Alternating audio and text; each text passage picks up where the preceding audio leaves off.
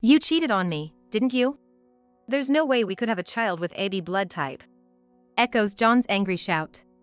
His face, monstrous in anger, a stark contrast to the man who was smiling and playing with his son just moments ago. This discovery was made when our son was admitted to a daycare that required a blood test. Both parents being type A, we assumed our son would be either type A or O. However, upon opening the results, we were shocked to find type AB. What? How? As I struggled to make sense of it, staring at the document, John erupted in anger, accusing me of infidelity and bearing another man's child. His mother, standing beside him, glared at me with equal intensity. You hussy! We're getting a divorce. We don't need a loose woman or another man's child in this house. His mother, looking at me and our son with disgust, pointed towards the door, trying to throw us out. Yet, I pleaded desperately. It's not true. I've never cheated. My son is undoubtedly John's child. I knew more than anyone that there was no truth to the allegations of infidelity. I had never even considered the possibility. However, John refused to believe me, hurling insults in a fit of rage. I want a divorce. Take your filthy child and leave. Despite their son being right there, John repeated his harsh words and demands for divorce. Anna clenched her teeth, holding back tears, feeling the pain of being disbelieved by the man who had been her partner. It seemed futile to say anything at this moment. Realizing this as I faced their demonic expressions, I understood they had made a foolish mistake by not listening and jumping to conclusions about infidelity. My name is Anna. I am an employee who married my colleague, John, a few years ago. Living a busy yet happy life, sharing household chores, going on dates, and enjoying laughter-filled days. However, there was one source of concern. John's mother, who lived a bit away. In the beginning, shortly after we got married, my mother-in-law was kind and warmly welcomed me. However, recently, every time we meet, she's been asking, "Do you have children yet?" and "I want to see my grandchildren soon." At first, I would laugh it off, but as time passed since our marriage, the frequency of my mother-in-law's nagging increased, and I grew to dislike it. Before I knew it, I found myself avoiding meetings with her. Not that we didn't want children. I've been longing for a child even without my mother-in-law saying so. I always believed that children are a blessing, yet the signs of pregnancy are nowhere to be seen. It's distressing enough without my oblivious mother-in-law's unsolicited advice. We've always had the desire for a child, too. We too longed for a child but disliked the unnecessary pressure from John's mother. But the fact remains that we haven't been able to have a child for so long. Eventually, they decided to see a doctor, wondering if I might be the cause. But the tests revealed John was the issue. The test results show that the problem lies with your husband, the doctor said, causing John to freeze. It appeared I was fine, but John had a slight fertility issue, though not severe enough to eliminate the possibility of natural conception. We decided to follow the doctor's advice and continued trying at our own pace, doing everything we could to conceive. The fertility journey was long, with John's mother often intruding with unwelcome advice. Anna, still no child? It's been 3 years since you got married. Could the problem be with you? Have you been to the doctor? I'm sorry, could you please be a bit more patient with us? I always ended up apologizing, even though John's mother never suspected her son could be the cause of our fertility issues. How much longer must I wait? I want to see my grandchild. John, you should talk to her. Yeah, I know. John replied, always agreeing with his mother. Just one admission that he was the cause could have possibly stopped his mother from meddling. Why won't he say anything? My distrust in my husband grew, but maybe he finds it hard to admit that he's the reason. His pride is high, and he's sensitive. Perhaps his male pride won't allow him to confess to his own mother, so I reluctantly kept the reason to myself and endured his mother's words. But those hard days finally came to an end. Our efforts paid off, and we were blessed with a child. When the pregnancy was confirmed, we were so happy, holding hands and rejoicing together. The baby in my belly grew healthy, and since my husband said, a mother should be by her child's side, agreeing with what I've heard from others about how quickly children grow, I quit my job to have the baby. The child born was a son. We named him Sean. My husband chose the name. Indeed, our own child is incredibly precious. The moment I picked him up, tears wouldn't stop flowing because of the small weight in my arms.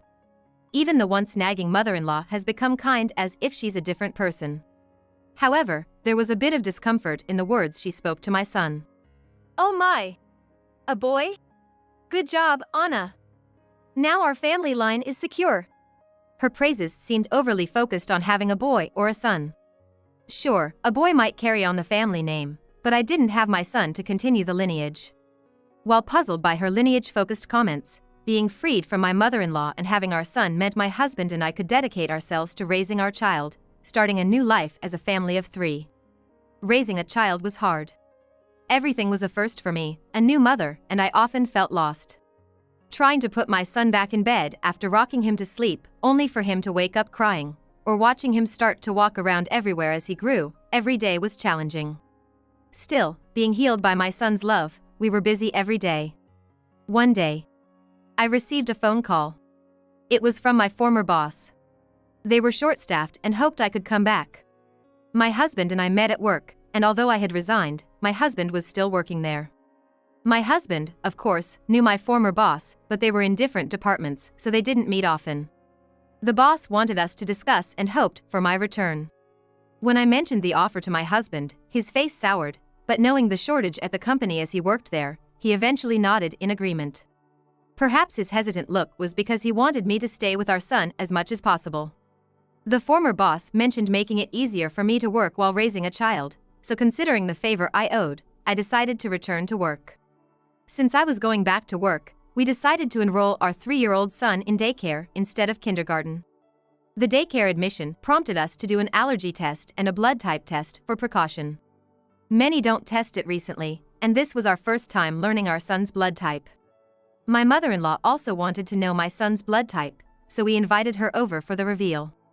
Both my husband and I being type A, we assumed our son would likely be type A or O, but there was a pleasant tension of anticipation. Regardless of his blood type, our son is precious to us. However, the test results we received from the doctor were beyond our expectations. What does this mean? My husband trembled as he scrutinized the test results brought home. Our son was type AB. A blood type impossible for a child born to 2 type A parents. When we saw the hospital results, we questioned if there had been a mistake, but the doctor confirmed it was indeed our son's result. I knew I was type A from tests taken during my pregnancy. If our son is type AB, could there have been a mistake with my husband's blood type? Why did it turn out this way? There's no doubt he is my husband's child. Then, seeing me with a gloomy expression, my husband began to say something unbelievable. You cheated on me, didn't you? Did you get pregnant all of a sudden because you cheated with another man? Otherwise, there's no way we could have an AB blood type child. Shocked, I was taken aback by my husband's angry shouting. Me, cheat? That's impossible. I hadn't looked at another man. All through our attempts to conceive, I only wanted a child with my husband, and I worked hard for it. How can you say such a thing? I've never cheated. I pleaded desperately. But my husband wouldn't listen. It was my fault Anna didn't get pregnant for so long. And then she suddenly does, there must have been another man. I knew something was off. That's not true. Sean is your child. Believe me. Our son started crying loudly, scared by my husband's terrifying demeanor. I hugged our son, appealing to my husband's anger. I swear I didn't cheat. He's genuinely my husband's son. I thought my husband, who had been with me through our fertility journey, would understand, but he was furious. Shut up. You adulteress. Who would believe a word from a woman who cuckolds? My husband didn't believe me at all. His harsh words made me burst into tears. To make matters worse, my mother-in-law started berating me as well. Anna, did you get pregnant with another man's child? How disgraceful. Were you trying to pass off someone else's child as the heir? How vile. It's really not true. Sean is mine and John's child. There's no mistake. Please believe me. My mother-in-law, who had been calm until seeing the test results, now looked at me and my son with disdain. No matter how much I appealed, the two of them wouldn't believe me. Instead, they blamed me with faces like demons. You loose woman. We don't need a dirty woman in this house. Pack your bags and leave with your child immediately. You're the worst. I'll send you the divorce papers, be prepared. Don't ever show me someone else's child again. Coldly stating this, my mother-in-law pointed towards the entrance with her index finger. My husband glared, seeming to agree. Even if the blood types didn't match, is it right to accuse without any verification? At least, this wasn't how they used to treat a son they once adored. In front of these two raging figures, I had no allies. Biting back tears from the baseless accusations, I was forced out of the house with minimal belongings and my precious son in my arms. We lived in a hotel temporarily until we found a new place. It hurt to dip into the savings I had before quitting my job, but there was no choice. My son, playing on the bed, was my only consolation. Then we moved to a small apartment, and I returned to work after my son was placed in daycare, as requested by my former boss. But returning to work, I faced a tough situation. Did you hear she cheated before getting pregnant? So, are the cuckolding rumors true? Poor husband. Even while working, I could hear such whispers.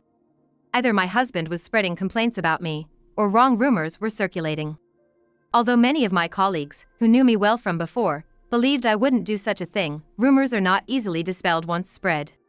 Work itself wasn't too hard once I got back into the swing of things, but the stairs treated me like a pariah because they believed the rumors made it difficult. The worst was hearing from Camila, my husband's closest female colleague, who threw the most unbearable words at me. How dare you show your face here after what you did to John? I have no work to assign you. Why don't you quit? Your presence is polluting the workplace atmosphere. Do you understand? She would demean me openly at work, calling my husband by his first name and looking down on me with contempt.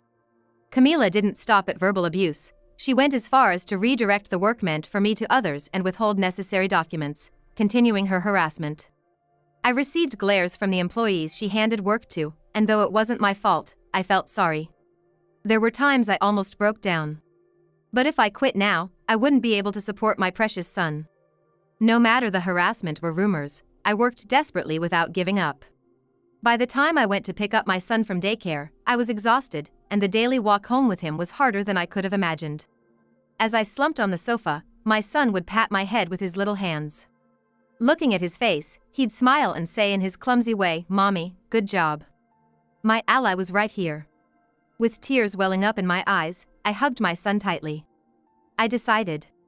If my husband and his family were going to go this far, I would fight back thoroughly. I hesitated just before submitting the divorce papers, thinking it might not be right to take my son's father away from him. But a father who wouldn't even believe in his son is not needed. My son, I will protect. I can say with confidence that I have not cheated. All that was left was to find a way to prove it. That night, after putting my son to bed, I called my husband. I want to talk about child support. But before we get a divorce, let's do a DNA test. To settle things once and for all. A DNA test? Are you sure? I don't mind. Take whatever you need, hair, blood, anything. It'll just prove your infidelity. My husband agreed with a sneer, certain it would confirm my cheating. Later, we collected the necessary samples from my husband and submitted them to the appropriate agency. The tests were for paternity and my husband's blood type. Even as we collected the samples, he looked at me with disdain, but I didn't care. I had decided to fight. With irrefutable evidence in hand, after dropping off my son at daycare, I headed straight to my husband's family home, where he was also present. Got the proof of your infidelity? Come on, show me. My husband lounged on the sofa with a contemptuous attitude. Beside him, my mother-in-law looked at me with loathing. I pulled out a document from my bag and silently slammed the test results on the table. My husband picked up the document. As soon as he saw the results, his face went pale. Sean is undeniably my child. The test results definitively established that my son was indeed my husband's child. The reason my son was type AB was because my husband had a rare condition known as blood chimerism, meaning his body contained two different types of stem cells. Apparently, my husband's body has both type A and type B red blood cells mixed together. There are many subtypes of type A blood, each with its own strengths and weaknesses.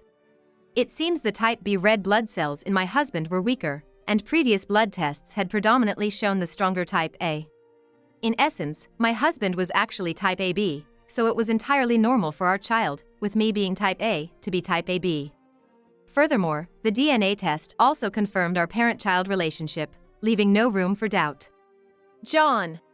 Let me see that paper. My mother-in-law snatched the test results from my husband.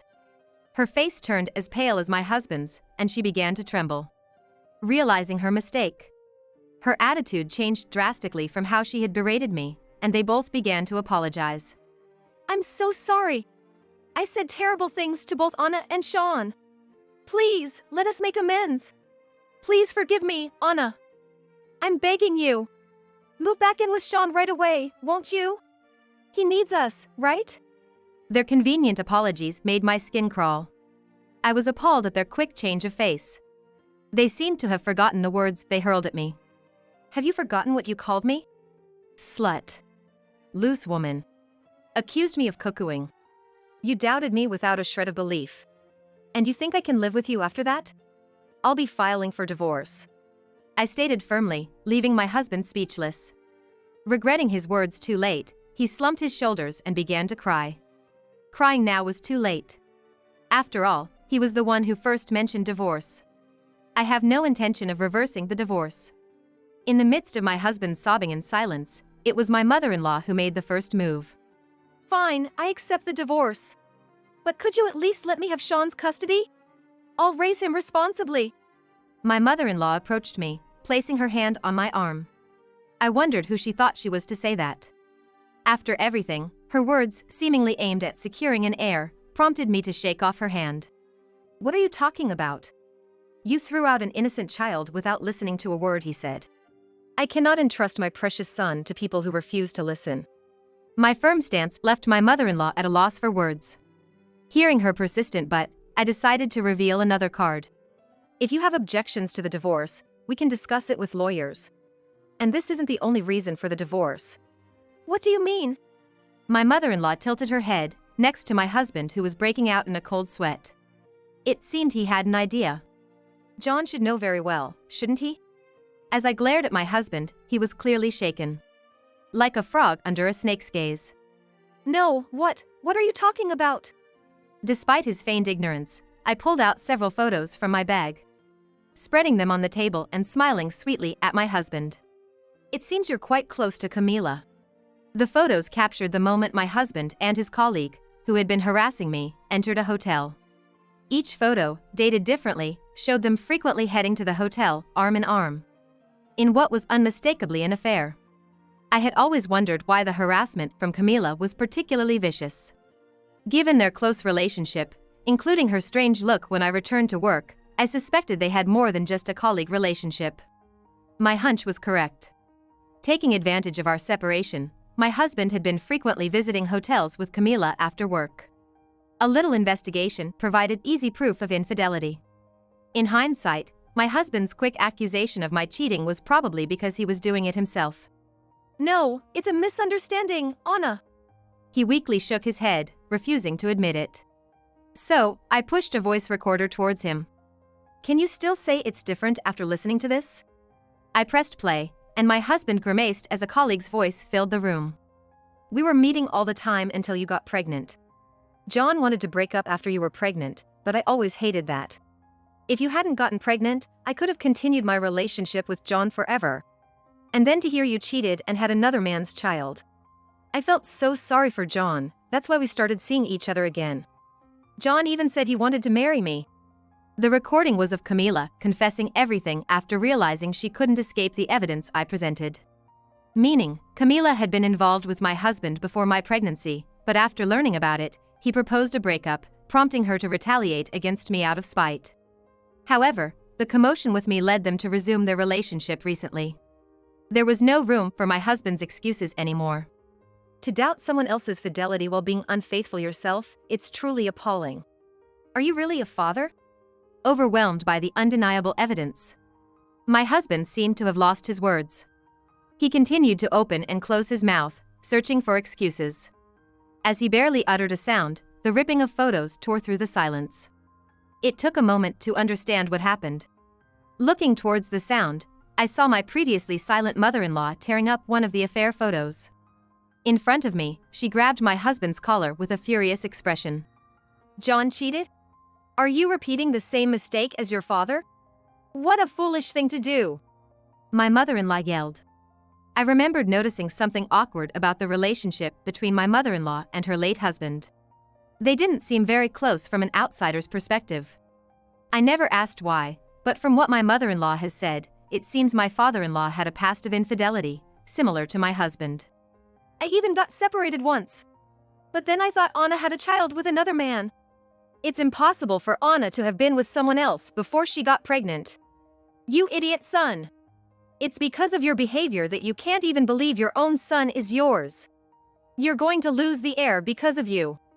My mother-in-law looked ready to hit my husband, who kept making excuses.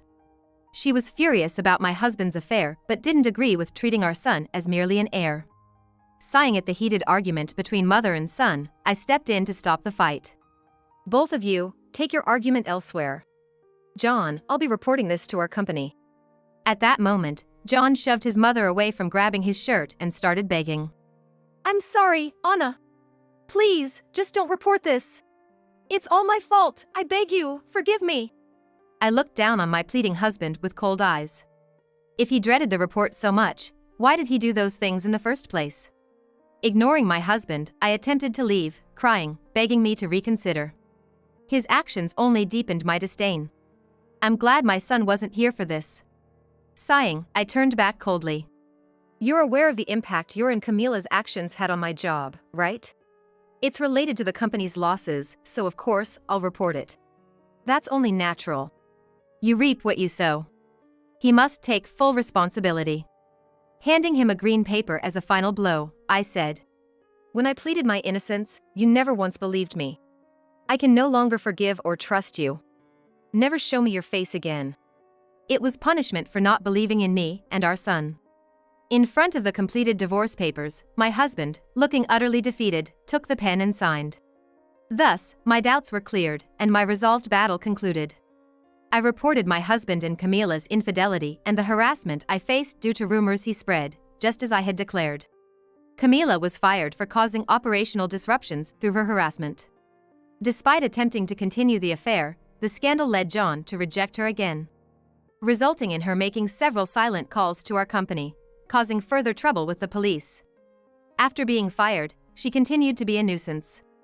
John wasn't fired but was moved to a less significant department. Despite calling me names and being proven wrong, the rumors of his affair during my pregnancy made his position at work untenable, leading him to resign quietly. Demanding compensation for his affair and kicking us out, John's savings were depleted. I felt no sympathy. It was a consequence of his actions. Since losing her husband, my mother-in-law had depended on John's financial support, putting both in a financial bind. Prideful John, citing the need for a suitable job, has struggled to re-employ, leaving his elderly mother to work part-time for living expenses and Sean's child support. Meanwhile, freed from these burdens, I, understood by my coworkers, manage work while spending quality time with my son, enjoying fulfilling days watching him grow.